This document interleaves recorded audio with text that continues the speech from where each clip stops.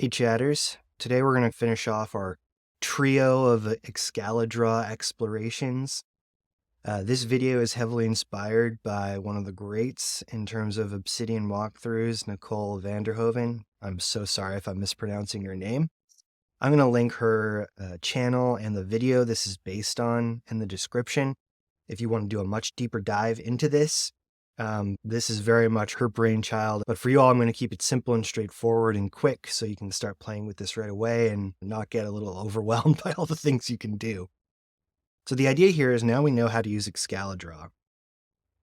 And typically, I think we are trained to separate the text and the image, right?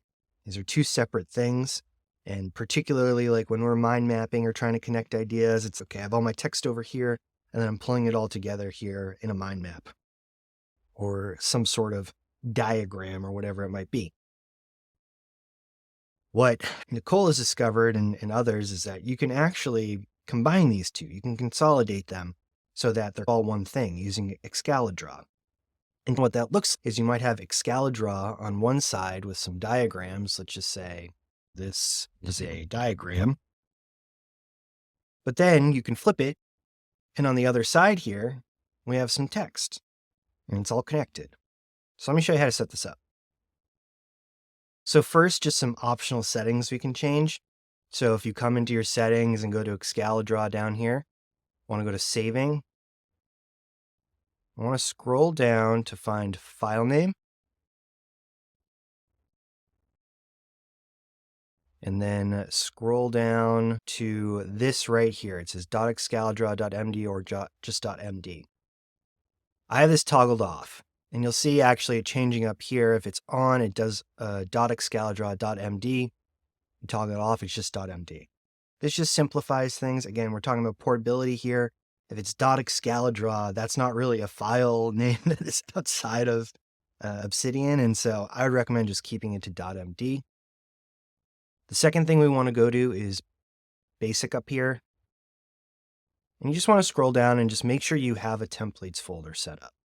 Hopefully you already have this. You don't necessarily need to make a new one just for Excalidraw. Just wherever you keep your templates, stick it in there. And if you don't have one, just make a folder called templates and stick it in here and just make sure you have it in your sidebar.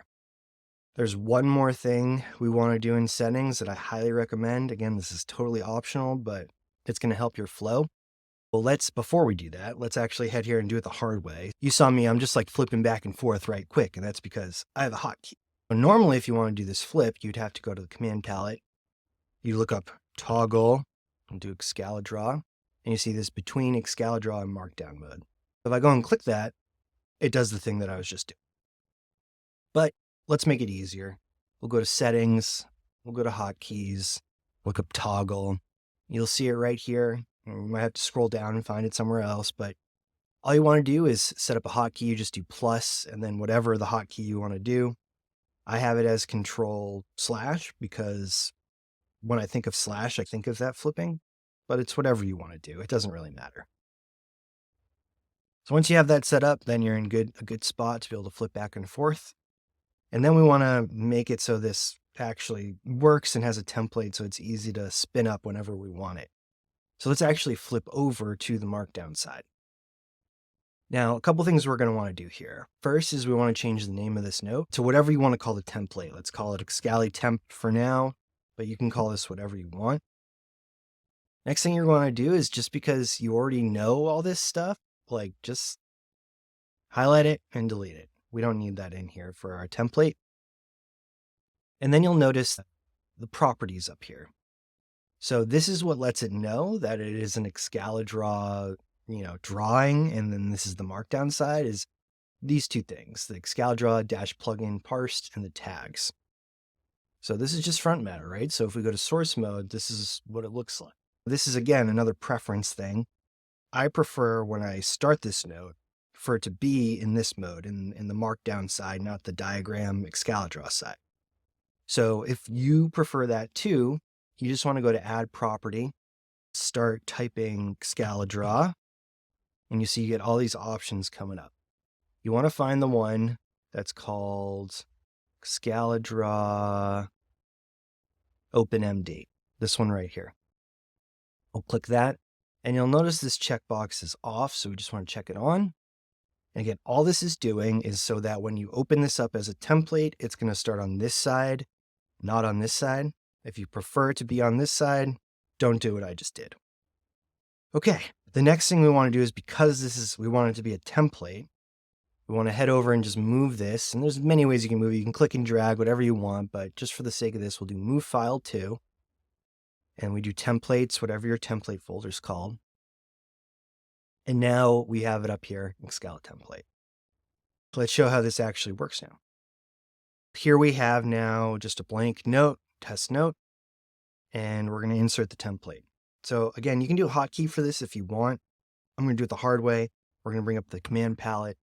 We're going to have templates, and we see we got this one called insert template. So let's click on that, and this will bring up all your templates. So this is the one we made, ExcaliTemp. We're going to click on that, and you'll see here, it brings it all up just the way we created it.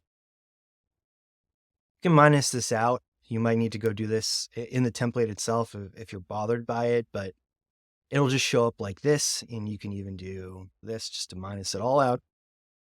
And you start typing, this is a test, and then we can flip it. You can create a thing, this is test. And there you go. And so you can, for example, right click, insert any file.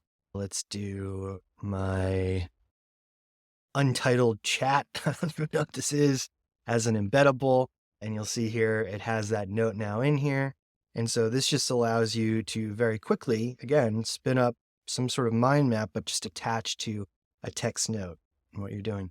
So there's a lot of functionality here. I'm only scratching the surface because I don't want to overwhelm. Eventually we'll return to all of this. We'll get more advanced with everything. But again, I would highly recommend just go and check out Nicole van der Hoeven's channel, this video, the other videos she's done. If you want to go deeper in this, she's the one to look at. She does some really cool stuff with this functionality and a bunch of other stuff. Thank you for listening, chatters. I hope this is helpful, and I'm excited to see what you come up with.